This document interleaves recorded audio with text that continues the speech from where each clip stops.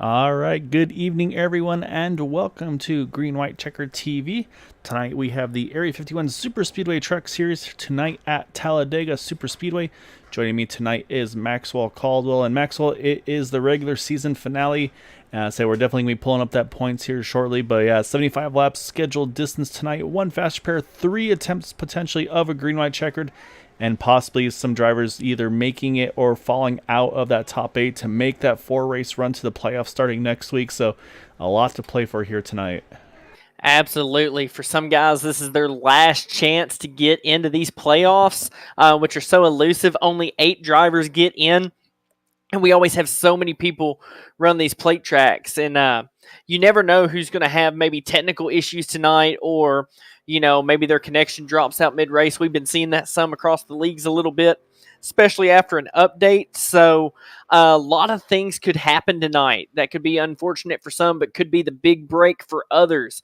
Like you said, we'll be pulling up the points here in a little bit, but some of those guys on that close cutoff line here would be drivers like Eric Laurie sitting in 6th, Robert Rock in 7th, Dean Wilkinson in 8th, Gary Kapinski in 9th, and even BK Anderson not too far out there in 10th. So really 6th through 10th going to be some guys that we're really watching tonight to see if they can break the mold and some of those guys get in. We know how fast a guy like the 78 and Gary Kapinski is, but also got some good consistent guys like Eric Laurie and Robert Rock that really don't make a whole lot of mistakes each week. But hey, one wreck could change the whole outlook of this race tonight. So drivers are going to be trying to qualify up front here, trying to get that lap-led bonus point and trying to hang on for everything they can get. And when it comes down to the end, Gael, all it takes is one last lap crash to change everything. Yeah, exactly right. Yeah, the either let's say getting through it or getting caught up in it, or even just recovering best of anybody else through the incident could be, like I said, the make or break for some of these drivers tonight. But you're right. Right now, it's Dean Wilkinson in that cutoff spot in 8th. And you look in front of him, you've got Robert Rock only 2 points ahead, and then behind him, Gary Slapinski, like you mentioned, only 3 points behind. So, I mean, you right there. I mean, from 7th to 9th. I mean, you've got a 5-point window. And so we love talking about the bonus points. I mean, I think once we talk about week in and week out, but there's a reason we do. One race where maybe you're like, oh man, if I didn't get that incident point that cost me the clean race incidents, or just things like that. I mean, it's so important. So it's going to be fun to see how aggressive some of these guys maybe are in qualifying. Maybe try to get that bonus point to help their own chances here tonight. So I'm going to actually pull up the stats to see for the bonus point side of things what exactly it is here. So I believe it's 3 bonus points if you have an incident-free race here on Thursday night. So I mean, right there, we talked about the for Gary Slapinski, he was 3 points behind. That would put him right into tied with Dean Wilkinson if he could do that, and Dean wasn't able to, for instance. Absolutely. Everything's super close right now. And, just finishing clean when other guys get in a wreck, that 3 points could be a huge swing in that close of a gap, right? So a lot of things to look out for, but as we're drawing closer to the end of qualifying, still a few cars out on track, so I don't want to call anything too quick. But currently we got the 78 of Gary Kapinski trying to get those bonus points on the pole by a mere 3/1000ths of a second.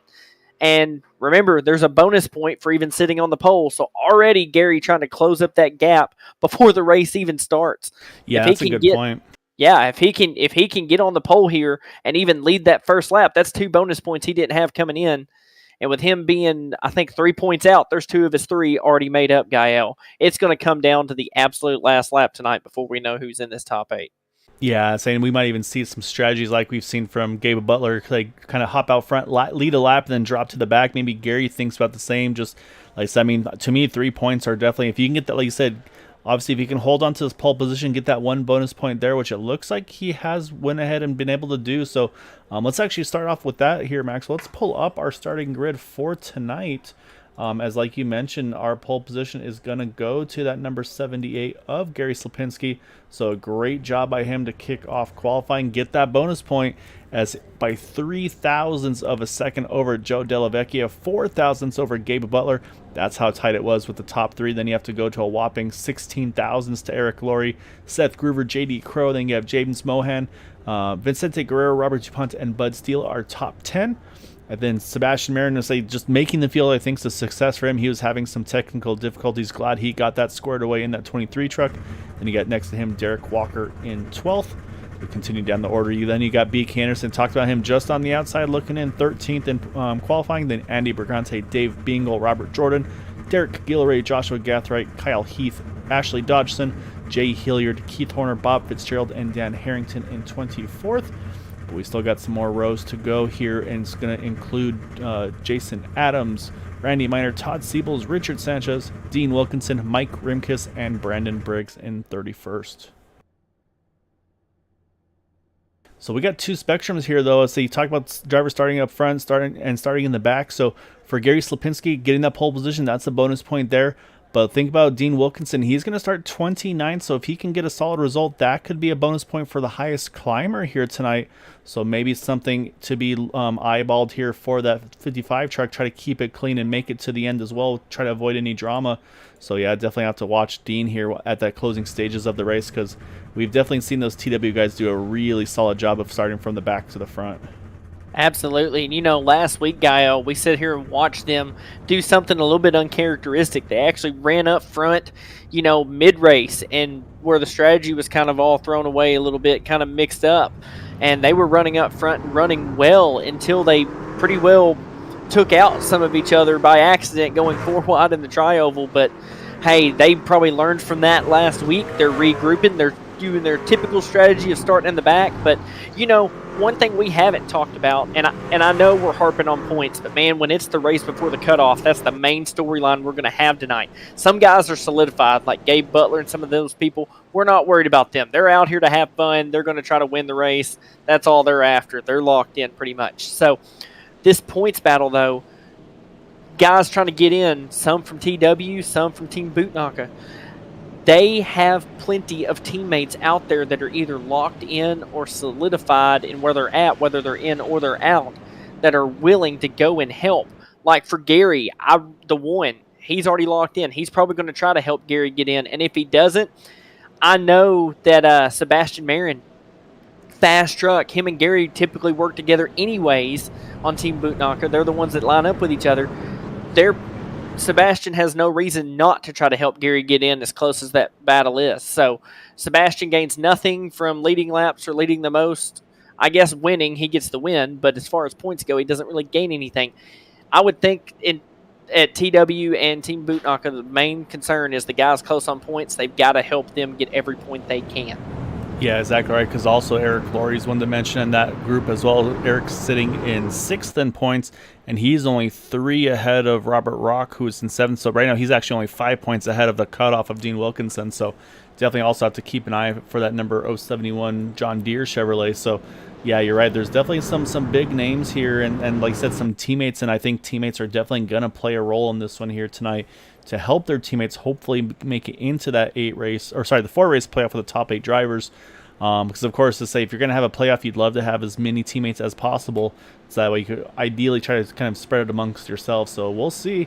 As the pace car is going to duck off, it's going to put them through the trial for the initial up to speed lap, and then we will get underway here as they come through the trial. We've got, actually, looks like a couple drivers having a little bit of a hiccups here. Looks like it's starting to settle back in there. I think Sebastian Marin maybe still a few technical difficulties there, but we're going green here with that 78 Gary Sapinski, 052 Joe Delavecchia, bringing these things up to speed. Absolutely, the top 4 all Team Bootnaka esports drivers, but we see Seth Groover making some moves very early. Going to make a great move to go from the inside to the outside and be the pusher in that second lane. Look for him with Eric Laurie behind to really get some momentum and carry that 052 down the front stretch. They will be dead even as they head off into turn 3, Gael. Yeah, saying that's the one thing that probably Gary's not looking for. He doesn't want to have that big pusher on the outside line. He wants to try to get that big push on the inside, which you see here he clears by almost a full truck length, actually 2 truck lengths almost here. But it looks like right there, say we talked about Gabe Butler, looks like he's going to stay right now committed to that number 78. But here comes the 052. Will there be enough momentum through the trial? Well, looks like answer is going to be no. Gary Saplinski is going to lead this first lap here. So talk about the bonus points. There's one right into the bank of that 78, which with the pole, like you said, Maxwell, that's 2 bonus points right off the bat. goes from 3 points out now to only just 1 point out as they would run kind of just on the standings. Absolutely, and Gael, we can't tell you guys at home how important and crucial that really was. With him getting the pole, he needed to lead that lap. Now, if Gary can stay up front all race and get the most laps led, that is yet another bonus point. And guess what? There's 3 for 3. No matter what, that puts him right there on the bubble with whoever he's racing against. So then, if he's tied with them, all he's really got to think about tonight is who he's got to finish ahead of. Gary doesn't have to win the race, but he's got to finish ahead of Eric Laurie. He's got to finish ahead of Robert Rock and guys like that, right? He's got to be above those guys. So, looks like Joe Dellavecchia is going to lead lap 2, though. So, Gary's going to have to fight hard with some teammates. They're not going to just give it to him. These guys still side by side, looking like we just started the race, right? So even these lines are, and nobody making 3 wide moves yet either, Gael.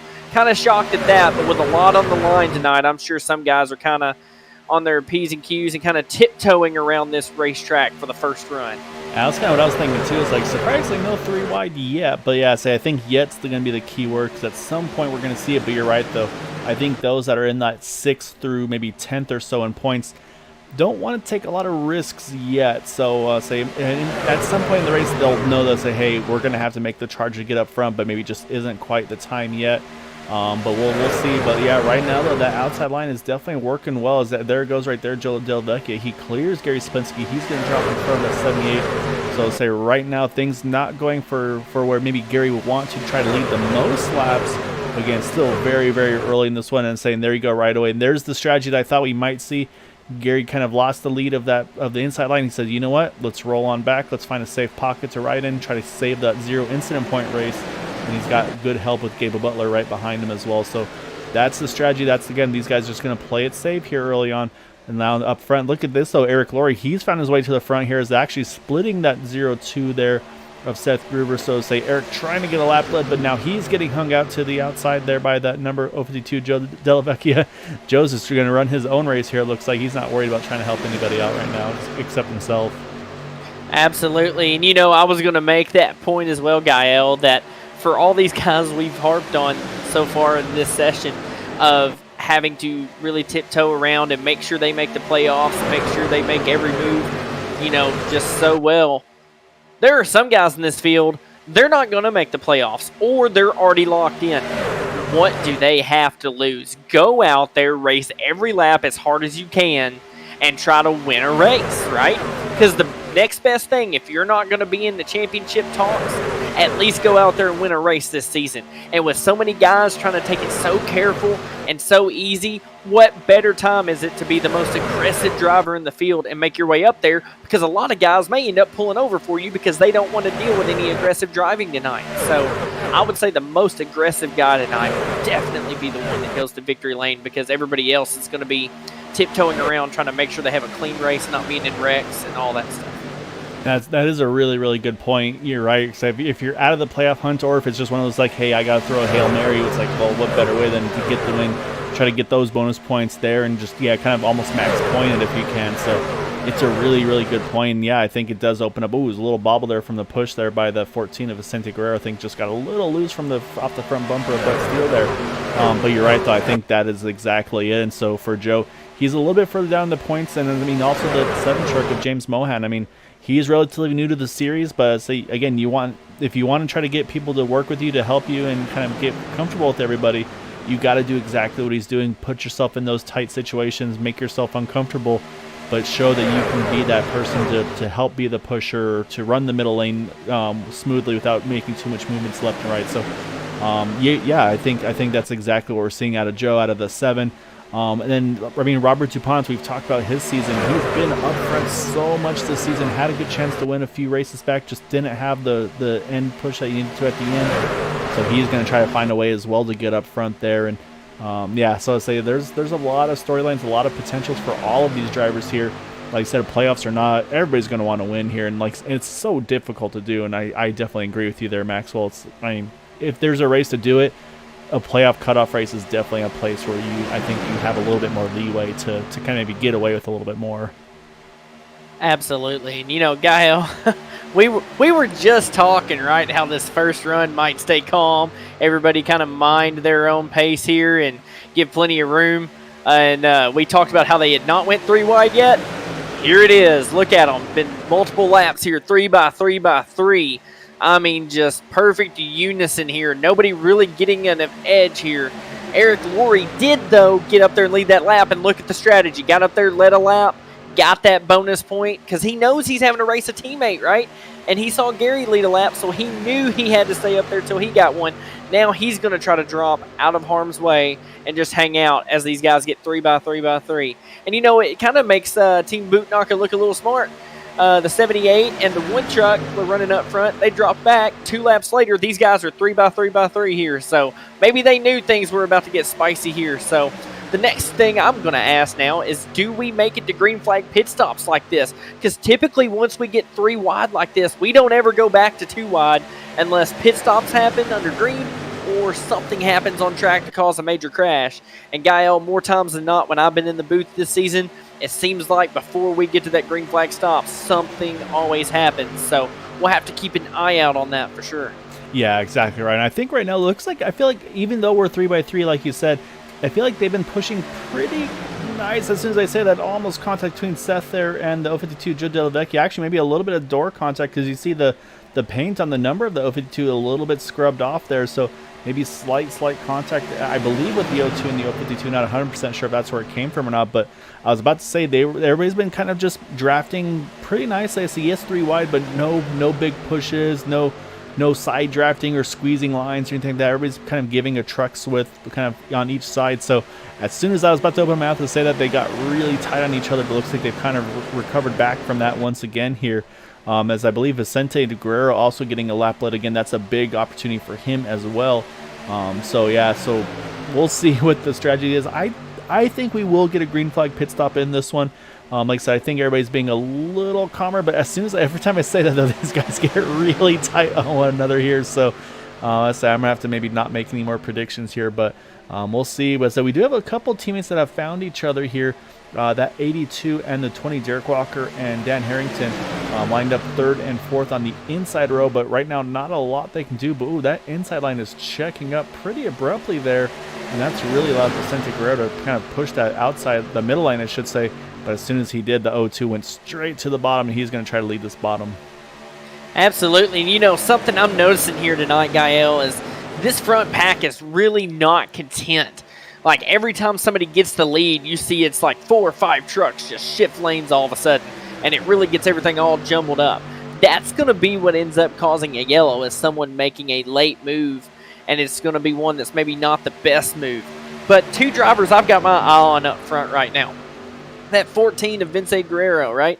He has been running so well in some of these races and maybe not getting the finishes he deserves. And, Gael, you'll have to forgive me. I do forget exactly where he's at in points, but I would think that if he's not already in the playoffs as of now, that he's close there. And, that truck has been showing speed so much the past few weeks. Look for him to really try to put a stamp on tonight and see if he can't go out and get that win in that black Chevy leading up front. And then the guy behind him there, Kyle Heath. Looking at the points earlier, he's a little bit of a long shot to get in, but I think mathematically he is still capable to get in. And if some of these guys in the back, like Gary and Eric and some of those guys, get in some accidents, and Kyle has a clean race and finishes top 3 even, we could see Kyle Heath make these playoffs too. That's a name we really didn't mention earlier, but I think he might just have a chance possibly if everything goes his way tonight. So looking at those 2 drivers up front running strong, but obviously Seth Groover up there, man, he never wants to go to the back. Everybody else has been dropping to the back. He's hanging up front. He wants to lead every lap, and he wants to make amazing speed up front in that Toyota. Doesn't have his brother to help him tonight, but he's around a lot of familiar faces that are running up front week in and week out.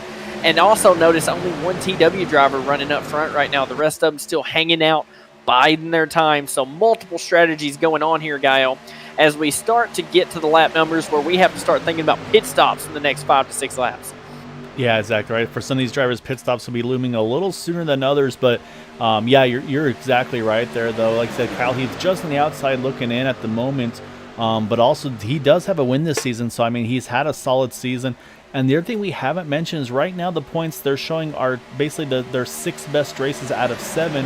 After tonight's going to actually then turn to their best 7 out of 8. So that drop week also, that drops their worst result. I mean, that could also play a big role in what the overall points are, say, because they always try to run with at least one drop week to allow. I mean, real life happens, internet issues happen, family life, all those kinds of things. So they try to make it so that way you can kind of allow a mulligan, if you will, and have a chance back at it. So, but you're right, though. As soon as we talk about that pit window, though, that inside line, it's really started to kind of sneak away from that second groove led by that 54 Kyle Heath. So right now, I say the inside definitely feeling good. And like you said, for Vicente, he's only been the only driver so far to really kind of control this front of the field here, leading more than just kind of a lap or so. Probably leading about the last 5 or so. But as soon as I say that, there goes Seth, like you said, not content to ride. But ooh, look at the 54. He's going to jump top, go 3 wide here. So these guys are starting to make those moves here. Like I said, as soon as one makes a move, someone else jumps and tries to react. Absolutely. And Gael, as we get ready to come to pit stops, something very interesting I'm noticing tonight. Typically, these groups break up in 2 or 3 different packs. Some guys really want to be 5 to 6 seconds off the main pack in case there's a wreck. Notice what we see tonight. Even the tail end of the lead lap here and the last car in the field, they're all in one pack technically. So nobody really wanting to give up the lead pack. They know that once they get 5 or 6 seconds back, it's so hard to make things up. So definitely interesting, and it's going to make it interesting when they come down pit road under green here if we continue to go that way. Because with so many cars, some of these guys aren't used to having to check up real hard real quick for pit road because they're always hanging out the back so far back. So may even see some guys run each other over coming into pit road, and that would be a horrible way to end a race night for somebody, especially trying to go for the playoffs. But man, up front here, Gael, this is amazing. Even by 2 wide, nobody's wanting to give an inch right now, and they're just cutting corners so close as the 02 comes in front of the 14. We know the 14 is going to be aggressive and want to get that lead right back. Yeah, and the pit stops are actually a really good point too, Max. Where we talk about having incidents, things. Oh, as I said, they got one drop into the apron there towards the back. I think that was Todd Siebels. Saw something he did not like. He had to cut down a little bit to the apron. It looks like everything's going to wind up okay there. But yeah, the pit stop. So even without an incident, I mean, you overshoot your pit stall, you get too fast on entry, too fast on exit, or even just maybe an unsafe pit exit where you kind of drift above that yellow line, you're going to get a stop and hold or some sort of a penalty there. So those are very, very concerning things to have happen in this race for these drivers. They're going to have to be right on the top of their game here. But I have just started peeking in the mixer. We're talking about everybody starting to file back and kind of go double file and all that. Here comes those guys. They took it easy early. Now they're making another charge here. The 1 and the 071, Gabe Butler, Eric Laurie. As I said, I think Gabe probably trying to be the leader here, if you will, for that 071. Again, Gabe, I'd say pretty much guaranteed lock in at this point with that points margin he had entering tonight. Eric a little bit tighter on the points, still in, but not by as comfortable of a margin. And then, yep, there goes Keith Horan. Not a surprise there to see that 37 jump up top, too. So they decide they've done their fuel saving, Max. So I think they want to try to get that track position before pit stops open. Absolutely. And you bring up a great point with the track position part. You can pit from 20 car lengths back of the leader, but that's just how much farther back you are by the time you come down and try to make a pit stop and come out. If you're that last car, you're going to have a chance to lose the draft. As we see the 02 all by himself coming down pit road. What an interesting strategy there, Gael. I don't think that's going to work out well. But as we see these guys up front, we already see the 1 up here. Guys aren't going to contest. We're in that second lane. But remember, Team Bootknocker always has that strategy of they want to hang out in the back. And they want to kind of take it easy here. And correct me if I'm wrong, Gael. Does the 071 have some damage? Yes, the right side. Yeah, I think Gabe's able to get pushed to the front, but I'd say it might be at the dismay of Eric Laurie. So I'd say we'll try to go back and see if we can find where this all happened. We'll push back a little bit here, and it's already happened by this point in the replay. So let's go a little further even. Let's see if we can find where this happens. Oh, yeah, you already see it there at the 071. So let's back it up a little further. Maybe contact with the 37. So let's go. We've got a big gaggle of cars coming down pit road as well, Gael. Oh, sorry. I'll say I'll try to run through this real quick here, but you're right, though. A bunch of, I think it was maybe contact with the 37, but so that's the question. Is that going to be enough of a contact for maybe a 2X or not? But yeah, you're talking about pit road, though. Yeah, you're exactly right. I mean, you've got about, looks like, 15 trucks roughly on pit road here, including a bunch of the TW drivers. You got Vicente was in there as well. So yeah, so it's a good chunk of the field here, probably about half the field, honestly. as everybody's going to try to start getting sorted out now on the pit exit.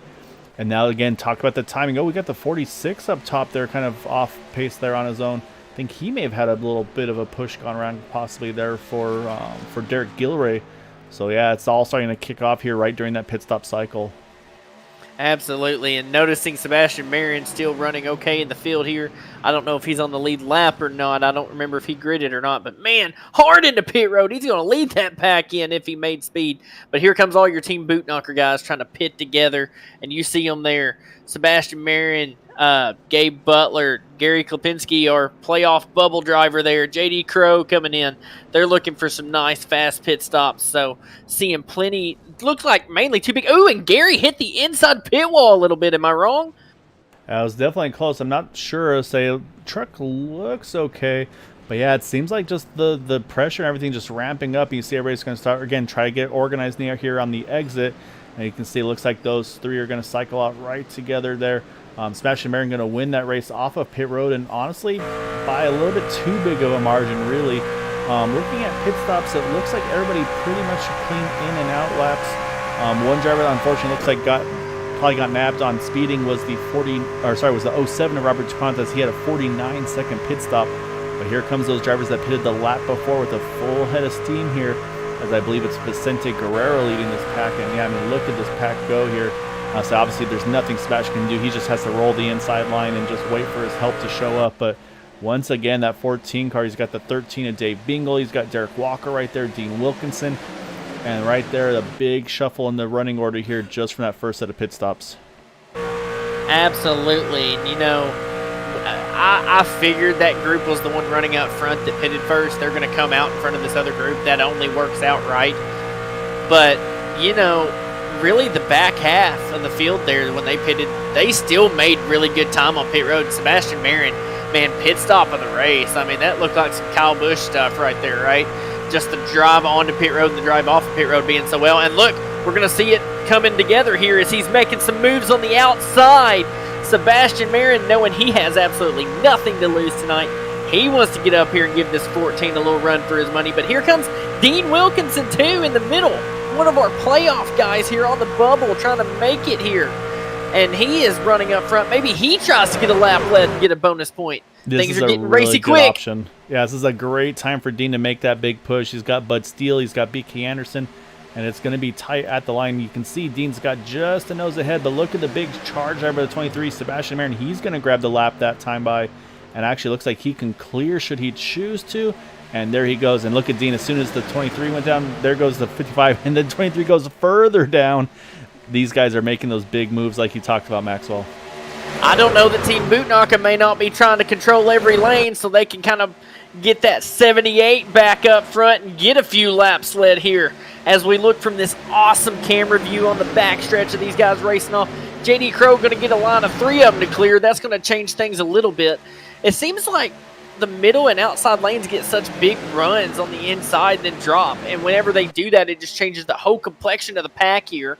But notice now after pit stops, we are a little bit split up, but that second pack starting to catch up with some pretty fast drivers back there. Yeah, say the second pack just finally caught up there. Eric Laurie was one that was kind of just on the outside looking in, but he's been able to pick up Seth Groover. And yeah, they've been making some really good lap times right now. Last time by, they're actually over a second quicker, 50-23 to a 51-39. So that's just how much the draft obviously plays a role, and especially when you got some great pushing help as well. So like you said, it was looking like it was going to be about a 12-car pack up front, but then that big charge by that second pack, that's brought, looks like 24, 25 trucks here with Todd Siebels just on the outside here by about half a second. Todd's got to make sure he doesn't fall too far back here to kind of keep his truck in a safe spot. But right now, yeah, it looks like 25 trucks in this main pack. Unfortunately, those that have fallen out of this lead pack, including the 24 of Jason Adams, the 08 of Bob Fitzgerald, and the 46 of Derek Gilray. And I believe possibly also, yeah, the 25 of Mike Rimkus as well. So those guys having some big issues. Actually, it looks like Robert Dupont in the 07 may have retired early from this one as well, unfortunately. So we got 29 still on the lead, in the race, with 25 in this main pack and 28 on the lead lap. Absolutely, and see the strategy there, trying to get the 78 up in front of JD Crow, a teammate, right? Trying to make some laps here. Sebastian Marin, though, making a run on the outside. Gael, can I ask you something here, my friend? Have you noticed a difference in the way these drivers are racing tonight compared to the first 7 weeks? It has been absolutely insane. Our first maybe 5 or 6 laps were calm, but since then, man, these guys have put on one heck of a show. And I couldn't tell you where anybody's sitting in points right now. All these guys that need to be having good nights have come up and tried to lead laps and have been trying to run up front and have been trying to stay clean. I mean, it's been crazy. It's going to be crazy when we see these points shake out at the end of the night. But, man, just they're putting on a show tonight, are they not, Gael? Yeah, the aggression definitely has been ramping up. Like you said, I think is the one thing they probably heard us like, oh, they're taking it easy. And it's like, oh, okay, hold on, let's step it up a notch. But a little bit of contact. Oh, we got and that is not the block you want to try to make, but great save by the 7 there. Now just everybody's got to try to recover and make sure that everybody's able to react. You always worry about that accordion effect, but it looks like we're going to get away with it. But that was a very close caller between that 7 and the 23. And yeah, not sure it was just maybe, like I said, either an attempted block or maybe just a move gone wrong there. Maybe not intentional, but yeah, that could have been huge. And like I said, right in front of the absolute front of the field there. So great hands by those drivers, the 7, the 23. And say they're also catching that 025 of Mike Rimkus. So we'll probably see that truck drop to the apron here shortly.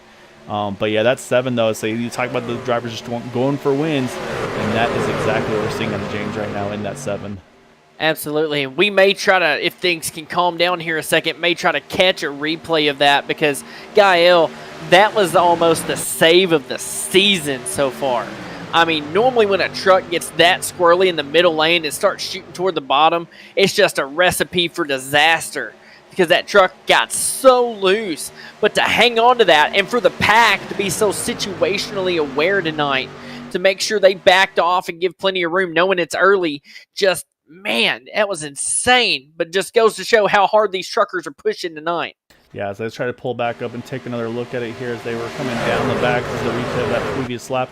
And yeah, right there, you see the 7 kind of drift up a little bit there. And then I think, that momentum loss has actually then got him in front of the 013 of Dave Bingle. And that's some fast hands out of that 7 truck and great reactions from the rest of the field to back it down enough to let him gather those trucks back up.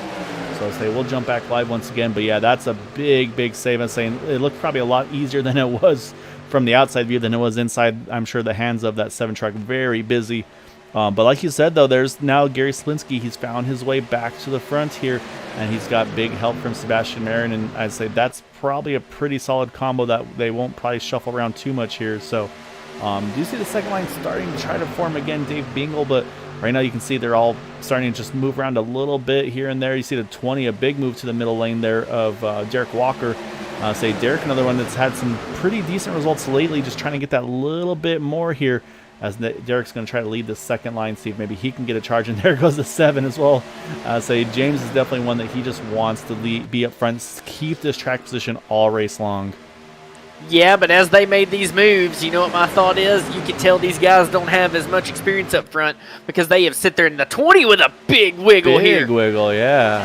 But they have allowed Team Bootknocker to line up 3 deep on the bottom, and now that's especially going to help. And still wiggling hard. Is something wrong with that 20 truck, or is it the pusher maybe pushing all in the wrong spots there, Gael? That was some interesting movement in the entrance and the exit of 3 and 4, was it not? Yeah, that truck just looks awful twitchy. Not sure if he's getting pushed hard by the 13 or if it's just maybe the settings on the. I say, of course, these drivers can make a few adjustments on the settings, not a ton, but you can, of course, adjust kind of how sensitive it is with the steering ratios. You can go high up to 16 for kind of a more dull feel where you kind of have to put more play into it. And I think you can go as low as 8, I want to say, where it's a very, very twitchier response, which everybody's got their preferences of which one they feel like is the way to go, but yeah, whatever is going off that 20 looks like it's a little bit more subtle. Still a little bit of a kind of a twitch back and forth, just a tiny bit, but I say it looks like it's whatever it was, it's kind of settled back in a little bit. But yeah, those are some big moments there for that 20 of Derek Walker. So yeah, that's one of those things up front. You say you get a little nervous, and that's why you see those guys like Gabe Butler and Eric Laurie and company. Oh yeah, problems with Gary Kapinski getting a big push from Sebastian. Yeah, so he had to save it to the apron, but you saw again Sebastian, he rolled out of it, let him gather it back up, And as, ooh, for a second looked like they were going to go 4 wide, but that allowed the 7 to take back over the point on the inside line. And now Dave Bingle actually got a good push for Vicente Guerrero. We've already seen how good of a pusher Vicente's been all season and tonight, of course, as well. So, yeah, these guys, any little bobble, they're just going to take absolute advantage of it here. And honestly, Gael, I think a lot of this hard racing we're seeing tonight compared to some other weeks, not that we haven't seen hard racing, but just seeing like 5 laps to go kind of racing out of these guys. Everybody's got an agenda tonight. Some are trying to make it in on the points. Like Gary, he's got to try to lead the most laps because everybody else has come up and got that lap-led bonus point, which kind of took one of his bonus points away per se, if you think about it. Because with everybody being equal on that, it means he doesn't really gain anything. So he's fighting hard. Oh, and there's the big crash. Oh, big crash. Big one. Yeah, we got one that's barrel rolling. We got one rolling big time, Gael. Yeah, I think that may have been Dave Bingle, if I'm not mistaken. Yeah, well, actually able to point it back in the right direction. We'll see if he has a motor left somehow. Not looking like it, but yeah, it's going to be a caution. He's going to have to probably take a tow there. But, man, we'll go back and we'll definitely watch from Dave Bingle's point of view because that truck was just barrel rolling like there was no tomorrow. And how important, though, was it for Gary Slapinski to get back to the front before that caution happens? I mean, that could have not happened at a more opportune time. So we're going to focus first on that 13. Now let's take a look and see what he sees here, where this all kicks off up front. You see he drops to the bottom, no problem there. Everything is good. But right on the outside of him, you see the 14, the 20, and the 7. They all kind of squeeze each other, going for the same real estate there. And then unfortunately for Dave Bingle, just nothing at all he can do. And there's the initial contact. And then from here, you see the 02 gets a piece of it, the 82. And then from here, it's just, I mean, he basically just got hit as pretty much perfectly, and that thing just barrel rolls all the way through turns 1 and 2 here. I said I'm running it slow-mo, and that's still how fast this truck is flipping, Maxwell. I say hopefully that's one of those guys, hopefully not running VR, because I'm thinking probably feeling a little bit nauseous after a flip like that. Absolutely, but you know, Gael, that we saw these guys moving around a bunch, and I'm still going to call it hard racing, but that was also one of those situations that could have been avoided. It looked like the 20 was going to try to follow that 013 down and was not aware of the guy on his inside. The 14 trying to move down to not wreck, but the 14 can only go so low, right? So as the 20 keeps coming down, he just wrecks across the nose of the 14 and clips the 013 up into the wall and causes what I'm not going to call it no world record, but my gosh, I know that truck had to have flipped at least 15, maybe close to 20 times there. Yeah, before the end of the night, we'll have to get a count on that. Yeah. But what that does do is there were a lot of playoff contenders that maybe on the outside looking in or just on the edge there caught up in that one. Like I said, I think the 14 got a pretty solid piece of it. We know that the 54 there, we saw a little clip of Kyle Heath also involved. So this opens up that fast repair strategy. Do you take it? Do you save it? Obviously, Gary's going to be okay. He's going to roll out. Looks like just fuel only for that 78 car. He's going to easily be able to win the race off of pit road. So continue that points or the bonus points for leading laps. It looks like the 7, James Mohan's going to come out in second. Need to mention the wave around Derek Gilroy in the 46 truck. He's back out onto track, which will put him back onto the lead lap, which will leave us 27 trucks on the lead lap. And I think as they run, Mike Rimkus right now is, I believe, on the tail end of 1 down in that 025 truck. So he might stay out here, take that wave round. I believe would keep him 1 down. We'll see if he gets the lead lap or not on that one. But we got to look at pit stops here because we do have some lengthy ones right now. We've had about a 30-second stop for Bud Steele. And then the lengthy stops right here, those Sebastian Marin and Vicente Guerrero, they're both up towards almost a minute now. So you can see a lot of back-end damage on that 14 car or truck, say just rolling out now. Sebastian Marin as well. I think actually Sebastian, I think he might be doing a little bit of computer work. Maybe was trying to fix some of those hiccups he had because I think he was actually ahead of that incident. So I think he's got something else going on. But yeah, Vicente, almost a minute-long pit stop. But luckily, Maxwell, it looks like it's all in the back. And I say that super speedway, that's pretty much, if you're going to have damage, that's where you want it. And, you know, that's why I questioned a lot of calls with some of these guys of dropping back to the back. You know, we were talking to some drivers before the race, and I had pointed out that, you know, most of our wrecks sometimes they happen in the front, but really they've been happening kind of more mid-pack. This one happened, what, 4th, 5th place, somewhere in there, so kind of toward the front this time. But, man, if you're behind it, it's hard to get woed up, especially when it's been clean for so long and everybody's been racing so tight and everybody feels confident about racing up there. You're going to be awful close to danger. One of the only places you can really truly stay out of it is up front, but even then you can get hooked from the lead. But I like the strategy the 78's got. Lead the most laps, get all those bonus points, and in the process, you're giving yourself a greater chance to stay clean. Yeah, it's kind of just you're at the kind of the mercy of those around you at times. And I mean, we've seen races where literally the top, it's like in the top 2, top 3 where the wreck happens. So you just don't know. So but you're right. I mean, Gary was able to be in front of that, and by about maybe a lap, half lap before it happened, able to get back up front there. So you're right. I mean, it worked perfectly for Gary that time. There goes the 025. He is going to get that 1 to go wave around. So he's going to be off sequence on fuel by about 12 to 13 laps. And also need to mention we had about from 12th on back here, Maxwell hit pit road just to get that little extra splash of fuel. So those guys are all going to be restarting single file here. Right now, Vicente Guerrero, the last one that stayed out after that, the first time around on pit road. So right now, I say we're on 32. They pit on 32. We're on 34. Going to restart at 35. This is going to be right on the edge, if I'm not mistaken, of a 1 pit stop to the end, because we're going to restart this thing with 41 to go, I believe, Maxwell. So they need to try to make, if we stay green, of course, but they need to try to make this thing last 21 laps on fuel for at least one of these stints here. If I'm Gary, I don't know what to do. I mean, I guess you've made your bed. You might as well come out here and try to at least lead the most laps and know you've got that extra bonus point in case something happens here at the end.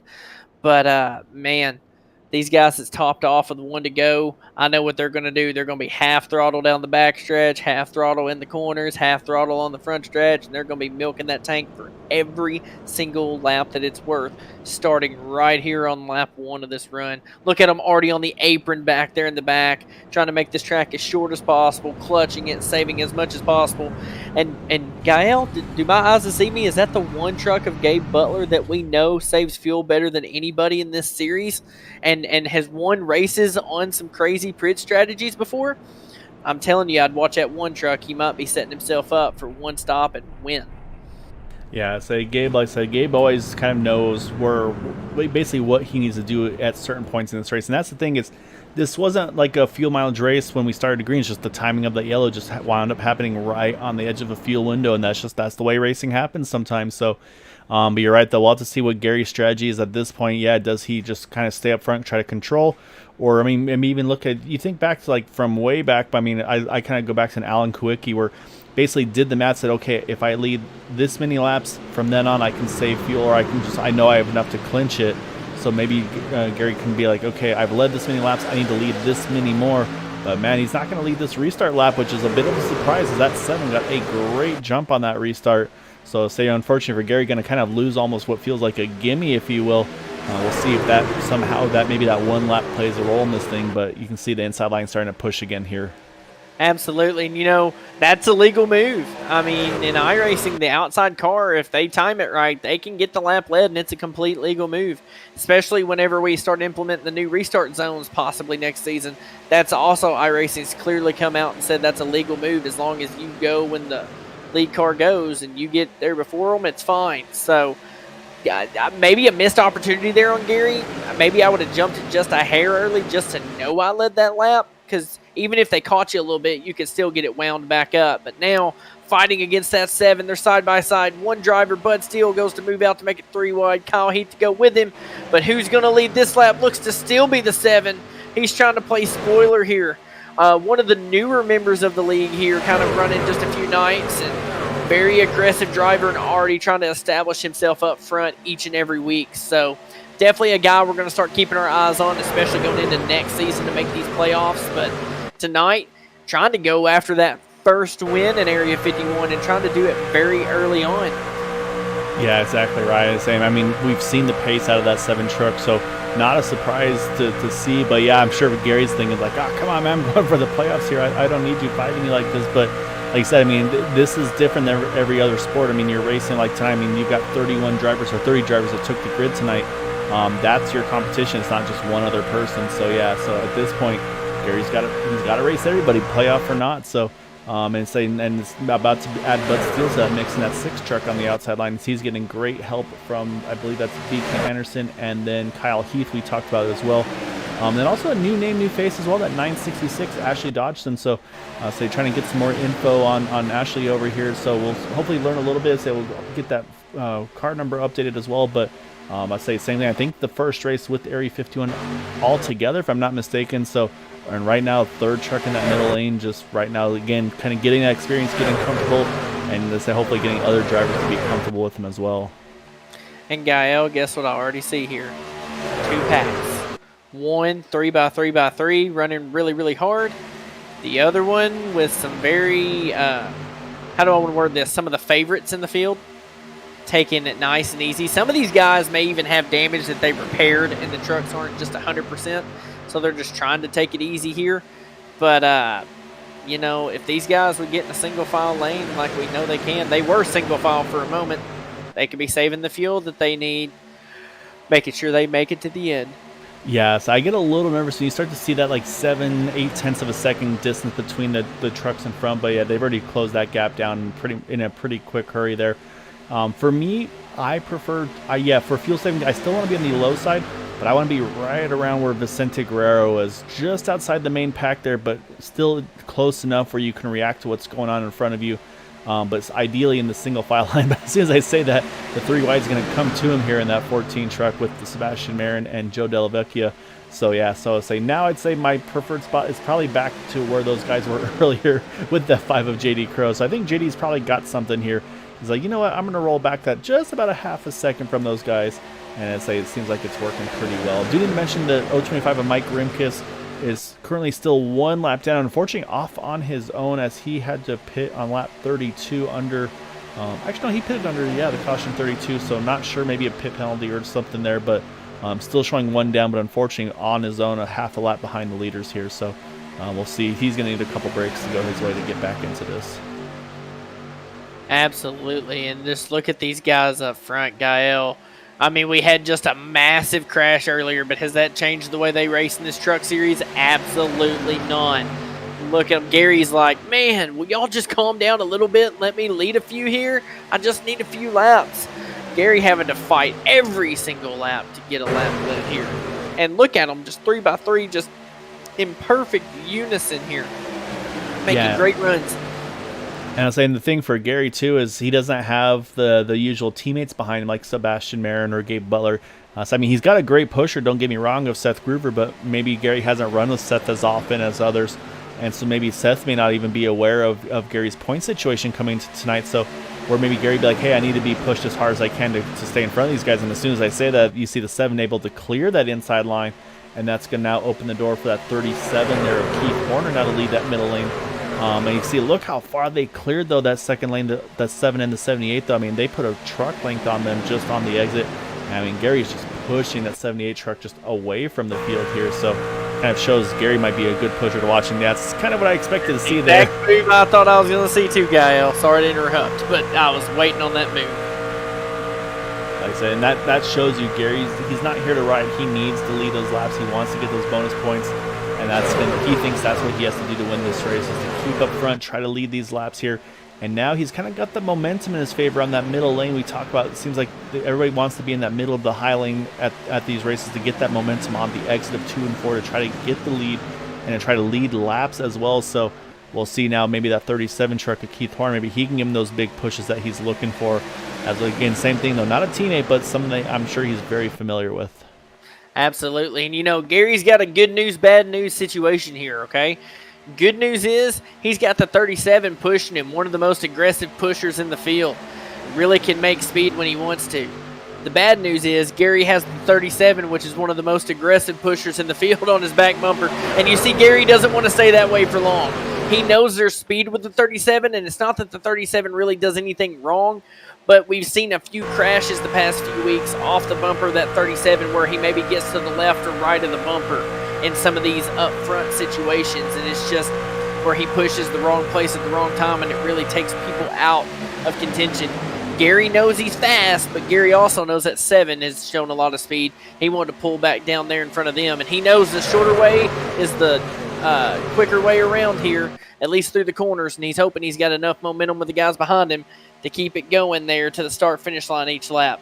Here they come through the tri-oval. What a beautiful shot there, Gael, of these trucks roaring to the start-finish line. Yeah, and Gary gets another lap under his belt there in that 78. And the other thing, too, is that inside line, all you have to worry about then is that yellow line, not making sure that you don't drift a little bit too high there. Whereas in the middle lane, you have to worry about the truck to your outside, the truck to your inside. And I'm saying, again, if there's an incident, I always prefer being low because you have that whole apron to work with. So I do think safety-wise, I think the inside line is definitely the place to be on that side of things. But, yeah, when it comes to trying to win these races, though, I think that's when these guys start to jump to that middle of the top lanes. But I say for Gary right now, again, I think Gary's he's going, okay, this is where I got to position myself to lead laps. And now we've got a really good pusher behind me. We've got a lot of movement there in that mid-pack there. The 89 and the 6 kind of jumped lanes for just a second. But here comes that third lane, though. Derek Walker and Sebastian Marin, they've hooked up there on the top. We'll see if they can make that charge because they've gotten to about the second row here. And you know, Gael, something I'm noticing tonight, we talked about if there's a night to be aggressive, tonight would be the night. A lot of our new faces that have only run a couple races with us here, or maybe this is their first season, they are really trying to get up front here. The 966 in their first race that we know of up front tonight, the 20 up front, the 7 up front, guys that we don't typically see a whole lot of up here really slicing and dicing, and I don't exaggerate that at all. They are really cutting each other off and slicing up and through this field. And I mean, they are just, it's like they're all in a dueling match here with their swords and shields, right? Like a medieval fight. They're just slashing and sharing blows with each other. They are fighting hard for this lead. But Gary, again, right where he wants to be as we look out the back bumper here of his truck. He's got everybody he wants behind him, and that's the whole field, right? He's got to try to win this race and do everything he can to lead the most laps.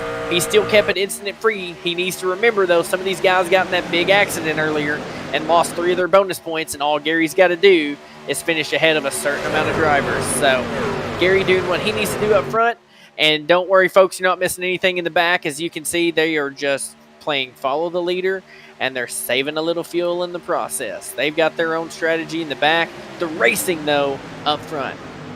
Yeah, like I said, these guys just sipping fuel right now in these trucks in that second pack. They're just kind of just cruise control and just waiting because they know that's their goal for tonight is basically want to wait till they know they're in the window and make it to the end. Probably not going to be any pit stops that are going to put you in any green-white checkered window. But I say if these guys can make it to, like I said, I think 18, 19 to go, that's going to be about the golden. I think if you can get to 18 to go, I mean, at that point, you do what Gary's doing here. You just run as hard as you can, lead every lap you can, and hopefully be in the right place at the right time at the end of this thing. So we'll see. And that's the strategy. Do you stay aggressive early? Do you take it easy now? And then do you get aggressive late? So, of course, like I said, with Gary on the outside looking in on the points, he's got to be aggressive from now to the finish. So the question mark is going to be fuel for some of these drivers. Can they get to that window to make it to the end on this one more stop? If we can get there under green in probably roughly about 10 more laps.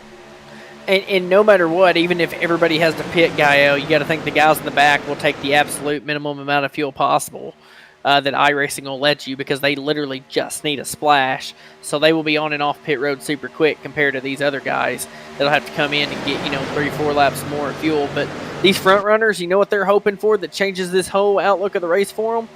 A yellow. They're looking for a caution. That way they can milk some of those laps under caution. And we know that for every caution lap, it's worth, one caution lap is worth 2 green flag laps as far as how much you save. So you burn literally half the amount of fuel under caution as you do under green. So definitely trying to hope for a caution up front. But you know what? They knew that they were going to have to pit twice, staying out no matter what. So what they're doing is they're saying, that's fine. We're just going to burn the fuel as much as we can, stay as fast as we can, and hope some of those guys, they were maybe hoping some of those guys would have fell off this lead pack and as far as the fuel save they were trying to do. And they're hoping that those guys in the back still can't save enough and they got to pit again. That way they can have the track position. But as we say that, Seth Groover spinning, and the caution does come out. There it is. Commentator curse here, but that's exactly what the front runners needed. And luckily for Seth, didn't hit nobody. So really no harm, no foul here. Yeah, it looks like just a solo incident there with that number 02. So I'll have to see what exactly happened to Seth. He was right towards the very front of this thing. So Let's go back here and take a closer look from at Seth Gruber here as it happens off of turn number, I should say out of 4 through the tri-oval. So we'll pick up the speed here and see, maybe just a push gong run through the tri-oval, or maybe just something else that we didn't quite catch there. But you're right, though. That's exactly what Gary was looking for there. As we'll slow things down here in just a moment. And we'll try to see if we can get a better angle on it here as they come through. And it looks, oh, you already see that thing stepping out there. I'm going to say that's probably a bump in the tri-oval. Yeah, so you can see pretty much the shadow on the back of that, on the front, I should say, of the 13 truck of Dave Bingle. But impressively, though, I mean, right in front of the field, but able to keep that truck pointed down. And you see right there, also able to avoid the cone there to make sure he doesn't get that, as iRacing loves to throw those penalties for an unsafe exit or entry. So, yeah, like I said, really not too bad except for loss of track position. That could have been a lot worse for that 02 truck. So I'll say we'll get back up to speed here. We'll jump back live as the field all starting to get lined up here with that pace car. And yeah, it's going to be a very busy pit road just outside the fuel window here, though, Maxwell. So probably about 5 laps short. And so it looks like at the time of the yellow, Derek Walker was our race leader. So he's going to lead the field onto pit road here. And it's going to be a very busy pit road. And this puts everybody pretty well on the same strategy now. So everybody will pit about the same time. This really saved those front runners up there. Almost thought that some of these guys could have stayed out, milked these caution laps, and then pitted whenever they were right in their fuel window to make it the rest of the way, to still make it a one-stop race. Now it's still a two-stop race, this one and the next one they'll have to make.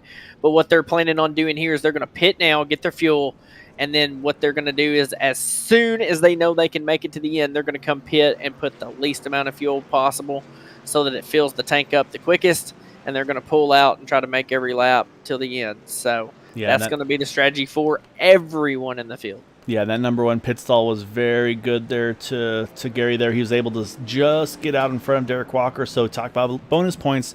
Another lap led there for the 78 through the caution cycle as well. So I feel like Gary's done a really good job of racking up bonus points here, so hopefully he's able to get enough, like I said, to get the most laps led. But what this does, Maxwell, now is the window. Now this really opens up the strategies of how early or late you want to pit. This is where we're going to see a lot of team play and a lot of gamesmanship on when you want to make that pit stop, because we're going to restart this thing with 25 to go. Talk about the window again being right around 19-20 laps on field, maybe a little more if you stretch it, but I think stretching it's basically out of the vocabulary now for these guys. So basically you could pit in about 5 laps after the restart, or you could pit 20 laps after the restart at 5 to go. There's a lot of options here, and it's going to, like I said, I think there's going to be some team strategy here of pitting early, pitting late, or do we see that monkey see, monkey do? If one comes in, the rest of them come in with them. I think pitting early is going to be your winning race ticket there. That way you don't have to worry about, did I take enough fuel? Did I have it set correctly? All you know is that you sit there and you tote it to top the tank off when you know you can make it on the amount of laps you have to go.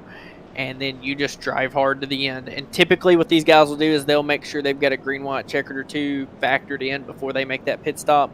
But still, everybody will be only doing, 1 can of fuel. You won't have that can swap on pit road. So I don't know if anybody took tires that stop, but that might have been a good strategy. That way, if they were getting a little loose, they could have the grip they need in the tires, and when they come down next time, it'll be easier just to get in, take the fuel, and get out. And something else I wanted to point out here, Gael.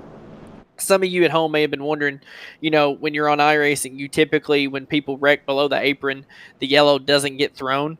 But we saw it thrown there when we saw that the O2 really just stayed below the yellow line, right?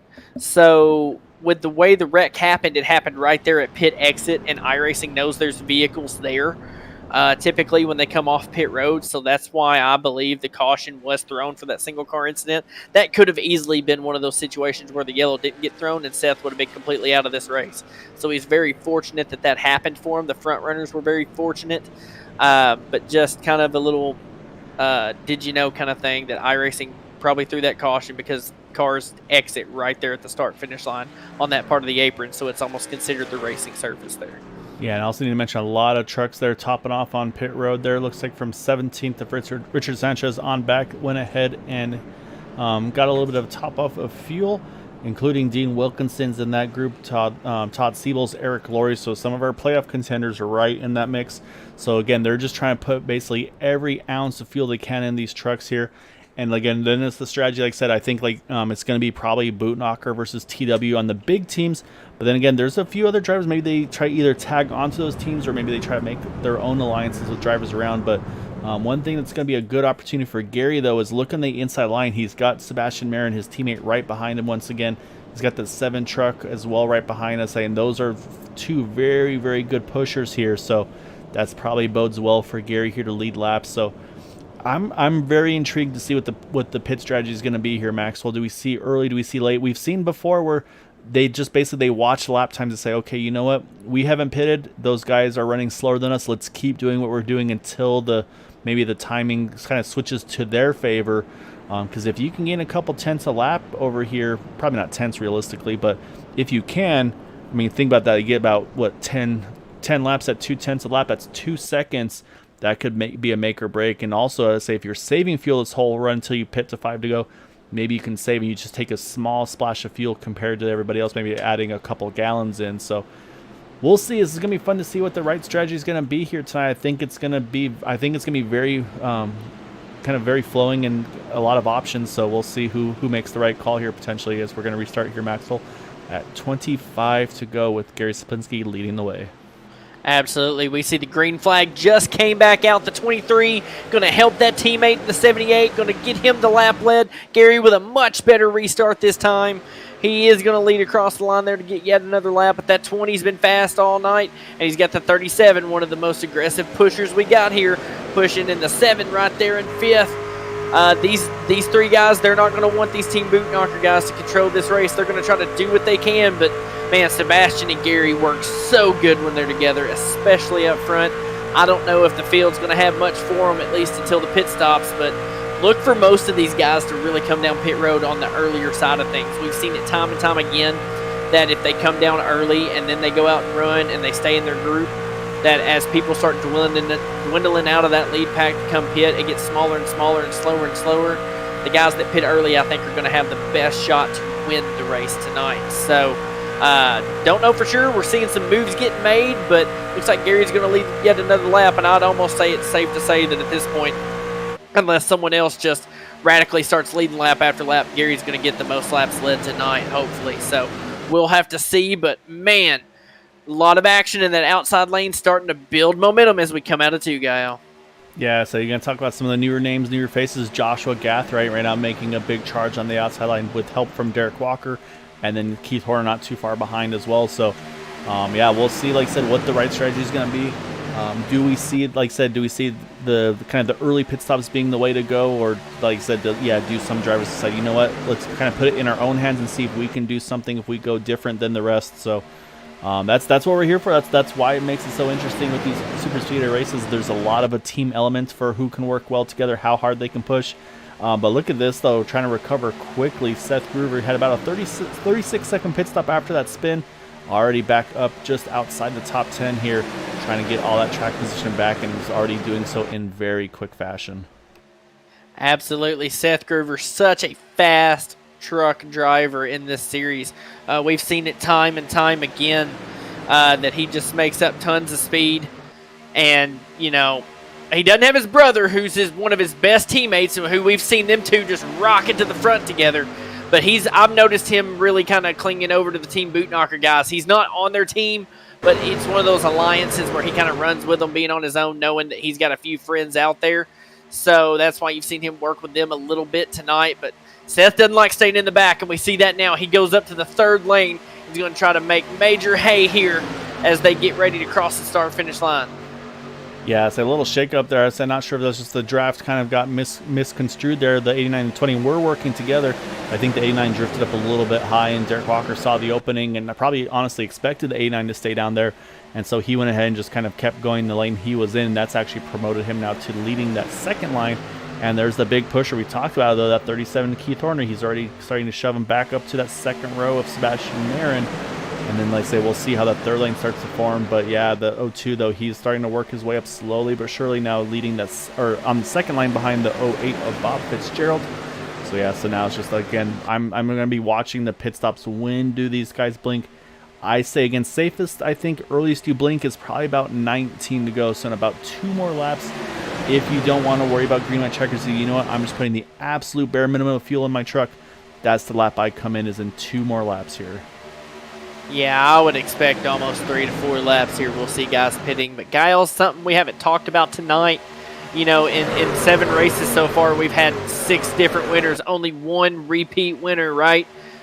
So who's to say tonight we've got so many different faces running up front that have not gotten a win yet, not only this season, but in the time they've actually been in Area 51 in general. So looking for a lot of guys to have some big nights tonight, the 20, the 37, the 89, the 7. Some of those guys have been up front all night long duking it out, and they've got fast trucks. Wouldn't shock me a bit if we didn't see a new winner tonight with the amount of speed we've seen from some of these guys tonight. Yeah, it's always a good potential, like you said. Yeah, only the 1 repeat winner so far this season just shows how solid these guys have been, and just the parity of it too. It's really impressive to see. So right now, I mean, those front 2 lanes, they've been pretty much right on par. You saw that 3rd lane trying to form with Andy Brigante and Ashley Dodgson. Not quite enough to make it happen, so they've actually fallen just about back to that last row in the last row of the 2nd lane, which is the 46 of Derek Gilleray, right outside the top 10. So as you said, Bob Fitzgerald's thinking about trying to maybe make that top line work, but actually going to fall back in. That's, you got to be careful to avoid that 4 wide there. But Seth Gruber, he's going to take full advantage, and he's going to now jump to that 4th car in the 2nd lane. And watch for Seth. If he sees that outside line start to make the momentum, watch the O2. He'll probably jump to the top if it's ready. But it just isn't there yet, so I think he's just kind of hold and bide his time here. Absolutely, and if you notice, Gaio, everybody's making their way to the bottom. Not a whole lot of guys up there in that 2nd or 3rd lane anymore. Guess what that's telling us?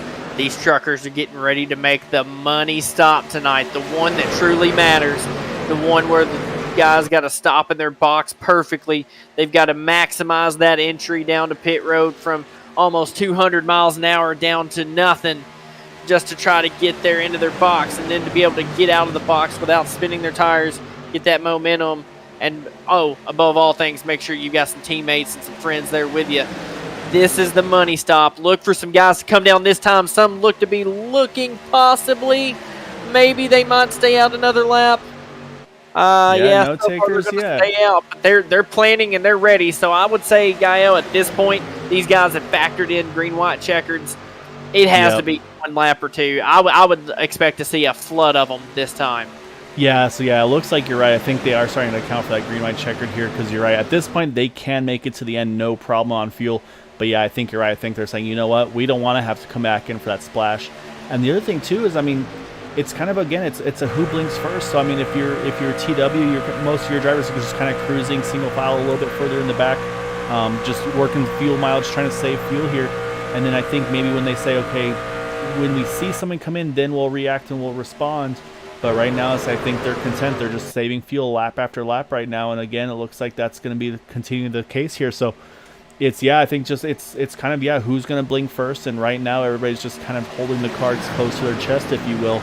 So this is very intriguing to see. But what I said, like you said, though, I think Gary Slipinski at this point, he's probably locked up the most points led. So really kind of 3 bonus points right off the bat there for him, with the pole, the leading the A lap, and the most laps. So like I said, at this point, kind of on par with, I believe it was Dean Wilkinson in 8th, if I'm not mistaken. So now it's kind of going to fall back to either A, bonus points on the incident-free race, or just who finishes ahead of the other elements at the end of this race. So it's going to be very interesting to see, because like I said, week in, week out, we talk about Maxwell. Every point matters.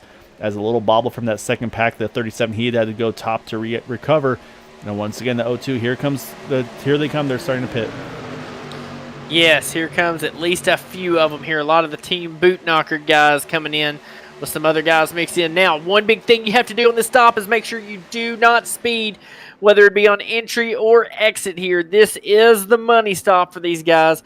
Let's see if they make it in their box, especially that 78 with so much on the line for him tonight. As dominant as he's been, we've seen pit road accidents before, but he gets in there perfectly. Just short stops it there. And it actually looks like he's jacking up the right side. I would have thought fuel only here, and actually, is it 4 tires possibly? Oh no, it is 4 tires. He accidentally had it checked. Oh, this is the mistake you cannot make. This was to be a fuel only stop. And sometimes when they come and pit under these cautions, they don't think to go back in and uncheck those tires. So not only did he lose time to Sebastian, but he's lost time to all his teammates, as here comes almost everybody else down to pit road here. And an accident. Oh, wow. Robert Jordan and the 101 of Randy Minor were the ones involved there, and Randy's going to try to loop this thing back around and say, we'll see if it's kind of deemed a safe entry or not. He's still trying to get that thing looped around, but yeah, so this is going to shake things up again. BK Anderson going to be the first to hit his pit. He overshoots his pit stall. It's all kind of coming undone for some of these guys here as we get towards the closing stages, but when we have those TW drivers and some of the boot knockers, they're running long here, kind of like what we talked about potentially we'd see. I think right now this could be the right choice because, again, these fields, they've so broken up during the pit stops with the mistake and the miscue by Gary, and then those other drivers kind of all spread out because I'm looking for Sebastian Marin, and right now you see it's just 2 trucks together. So I really like where they're at, but you see actually they've already gone by Dean Wilkinson. Dean's already pitted. I kind of like this long pit strategy as here comes another set of trucks here with Richard Sanchez, Joe Della Vecchia, Derek Walker, Todd Siebels, Dan Harrington, and Derek Gilray, which now leaves just 4 trucks to complete our pit stop cycle with 14 to go here. Now this is what I don't like. These guys have stayed out so long now that it's only 4 of them, and they may make some okay time because of the drivers that are there, their teammates, they're all communicating with each other, but man, it's just there's strength in numbers when it comes to these plate tracks. So I would have liked to have been that first group, but I would have liked to have been mistake-free that first group. And luckily, I noticed, Gael, that the 78 is not by himself, but man, did he give up a lot of track position doing what he did. That was a costly, costly mistake.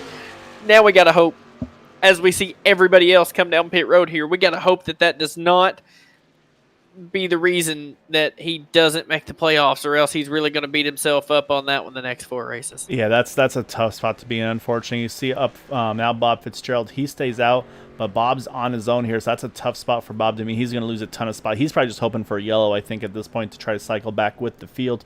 But yeah, here comes those 3 all hitting Puro. Looks like a good job of all of them hitting their marks here. And you can see it looks like just fuel going into these trucks here as Gabe's going to win the race out of pit road with his teammates.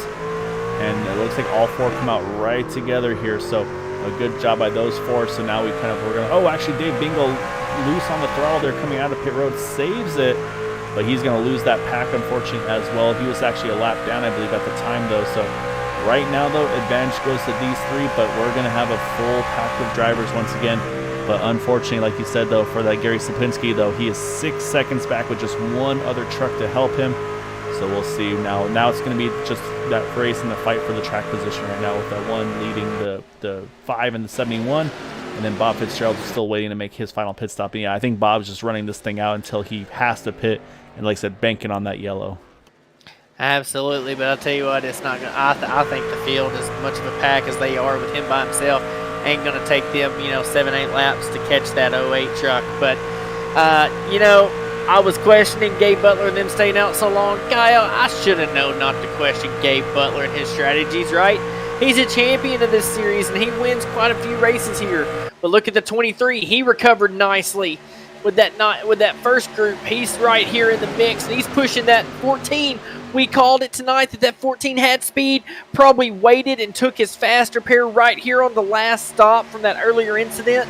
So he was driving around with damage, I believe, most of the time, just repaired damage. And now look at him making his way back to the lead. That 14 truck could possibly get that win tonight that he's been waiting on. Yeah, did you mention Bob Fitzgerald is on pit road now in the 08 truck, so this will be the battle for the lead once he finishes his cycle.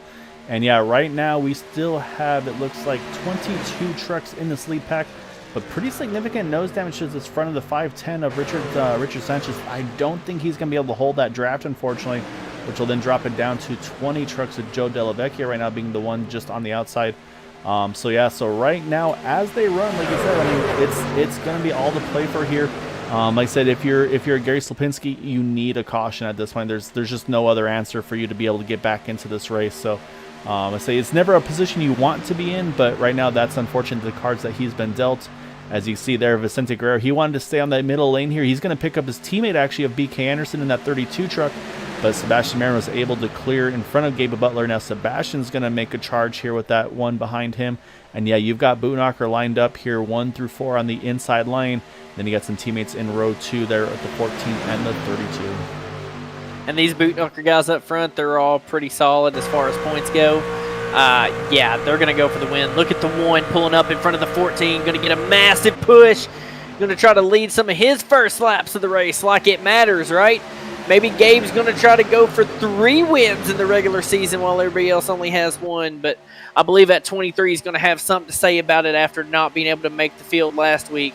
He's got to come out here and assert his dominance as one of the best at Team Bootknocker as well. But, yeah, you know, the driver I'm just feeling for back here in 22nd, Gary Kapinski, man, that's how costly that mistake was. Go from leading the field and just taking 4 tires. It's not that he even sped or anything, but taking 4 tires when everybody else doesn't lost him 14 seconds on track.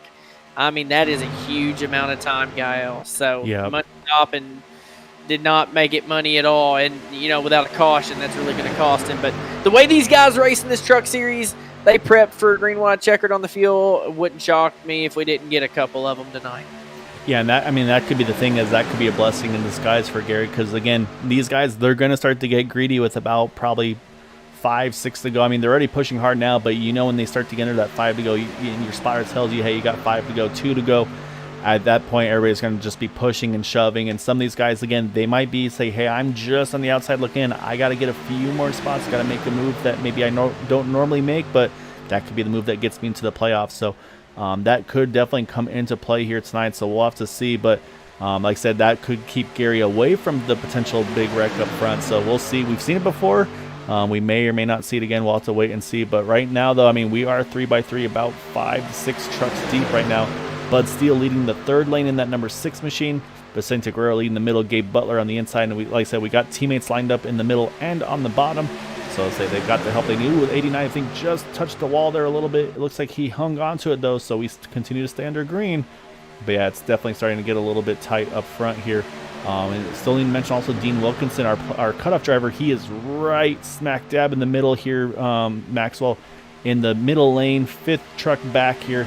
That is not where Dean wants to be, but I think, again, same thing. He knows that he's got to put himself in a position to have a chance to make sure he advances, just in case somebody in front of him that is behind in points gets that big result here tonight.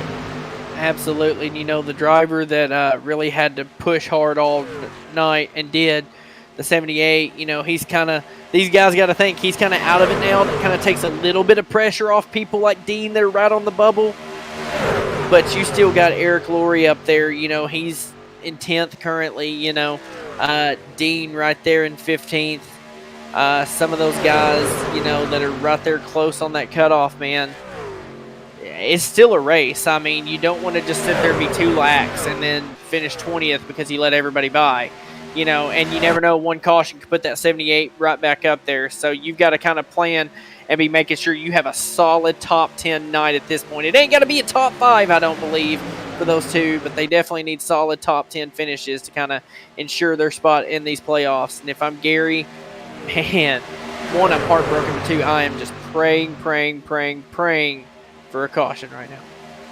Yeah, and that's unfortunately that's pretty much all you can do. But yeah, so again, the other thing too is that we got to bring back is the drop loops. Again, right now we're showing their best 6 of 7 races. As there's the caution. There right it there. is. A little bit of a contact. As I saw it caught up the 27 truck, and yeah, you can see it's involved a handful of trucks here. The 966, the 59. And the 24 actually somehow got that thing just roll perfectly backwards here. So he's going to have to try to loop this thing back around, and so he's going to try to do the Scandinavian flick, if you will, backwards. But that is exactly what this truck just starting to peek into the foreground there of Gary Slapinski needed to re-energize his chance to make this playoff. This changes everything. This puts the 78 right back in contention. And not only that, but these guys that pitted for fuel for green, white, checkers, here it is. And guess what? The 78 might have for lack of better words, kind of screwed himself earlier. But guess what? He now has the freshest tires by far than anybody in the field. That truck will be able to turn and make moves that maybe other people might get too loose trying to do. We've seen a lot of guys go without taking any tires all race long. So, but now we got to see what happened here in this wreck, guy. Yeah, let's pull up. So we're going to kind of focus at the moment on Jason Adams. You see the 510 down on the apron. I don't think that played any role in it that I could tell. And yeah, it looks like this 24 just looks like that thing just gets a little bit away from him there. And then unfortunately, just in the process of trying to gather back up a little bit of net code too, unfortunately. And that collects Derek Walker. There's the 89 truck involved. You see Keith Horney gets a little piece. Watching the 0-2 of Seth Groover. Does Seth sneak by there? The answer is yes. Dean Wilkinson also. That's a big one for Dean here to get through that one. Then you see behind there the 24, the 966, the 59.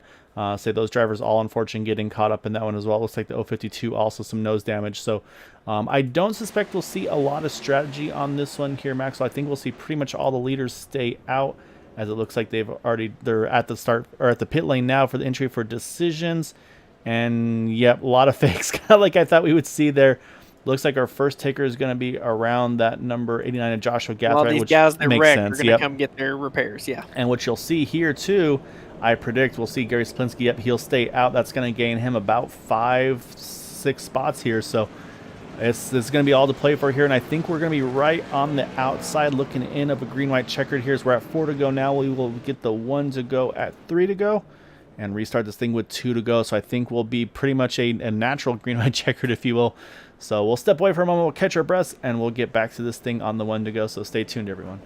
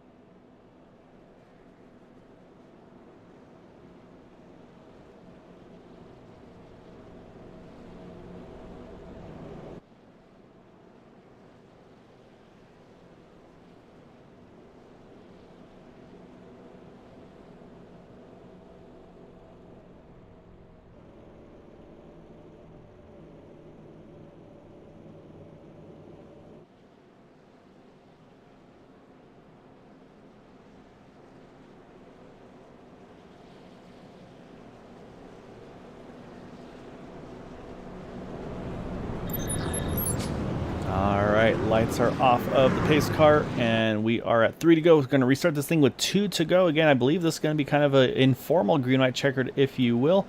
But up front here, though, Max, I'm looking, so you got Boot Knocker row 1, inside of row 2, and inside of row number 3. But then you got teammates there also on the outside of row number 2 and 3, the 14 and the 32 of Vicente Guerrero, BK Anderson. So definitely going to be watching those guys.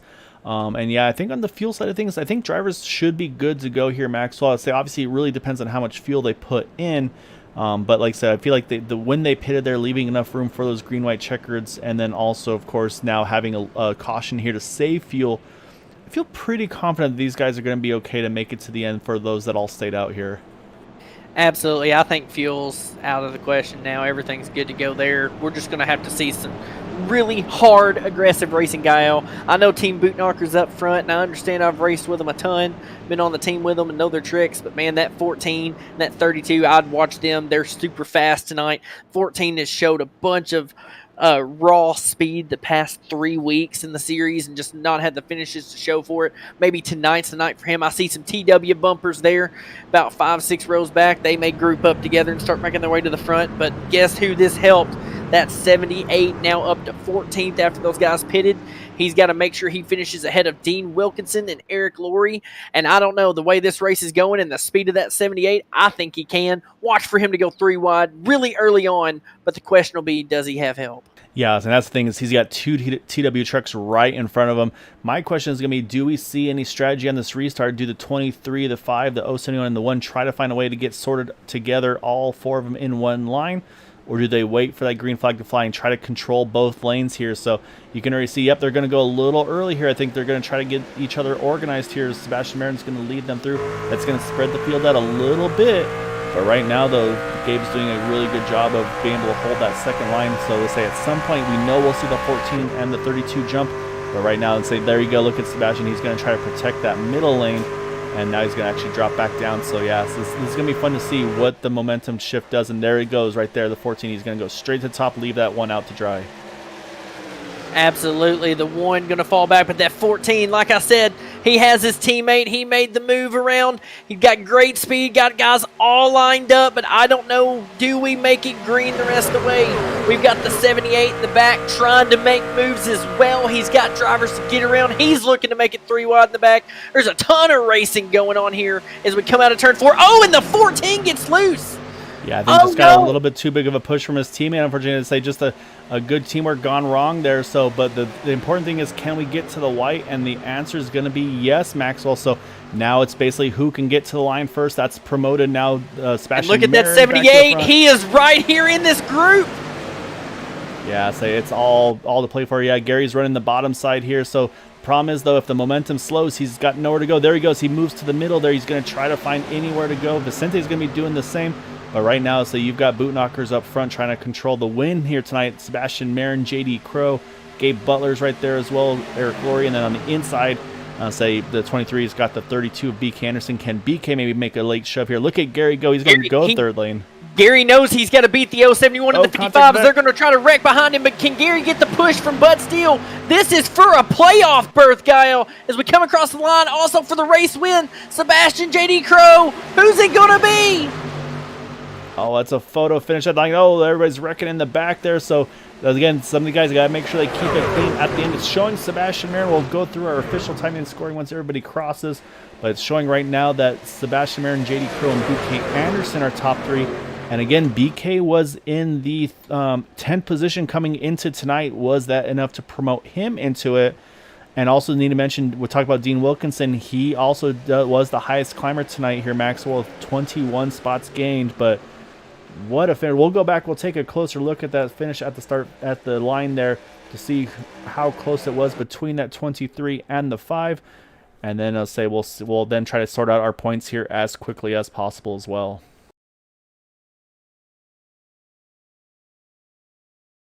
So we're watching them all come through the trial here. We'll pick up speed just for a moment, and then we'll run it back down here.